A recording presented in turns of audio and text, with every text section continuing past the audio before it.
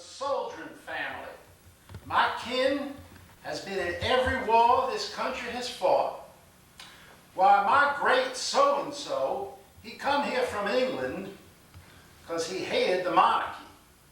He stepped off that boat in Boston Harbor, and 2 days later he joined the army.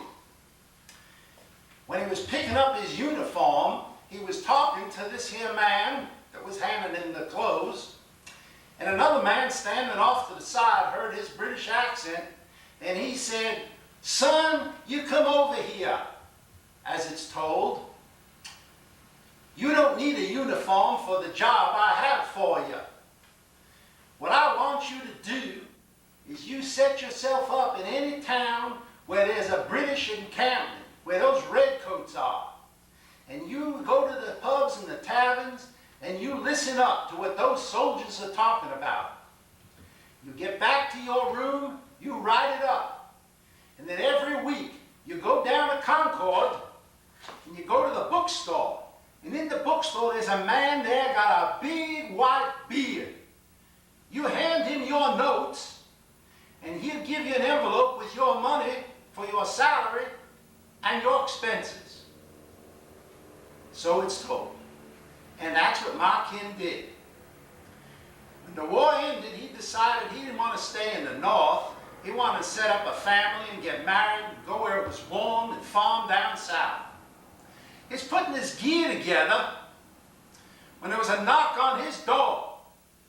He opened it up and there was a soldier standing there, and he said, "Son, y'all have to go down to New York and go to this here tavern.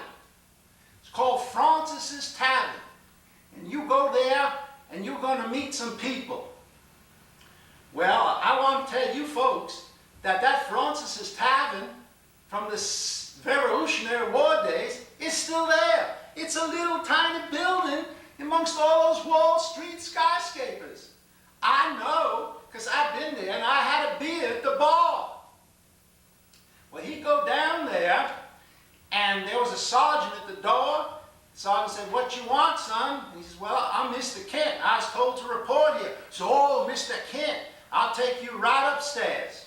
And they took him into this here private room, and he opened the door, and there was all these armor officers sitting there. So it is told. And off in the corner, why, that was General Washington himself. He didn't know the man that sent him off on that spy mission was the general. And the general come over to him, put his hand out and said, "Mr. Kent, glad you could make it." And with that, he says, "Do you know what you did for the war? Why, without you, we might not have won this war." So it's told. Can you imagine? One of my kin was responsible for winning the Revolutionary War. And then the general put his hands on my kin's shoulders, and when he took them off, right there was 2 captain's bars. My God. And the general said, "I'm having a meeting here, and I'm having lunch with all my officers, and I'm going to make my final speech, and I'm going to go down to Virginia and join my farm and retire. And Captain Kent, that chair's for you.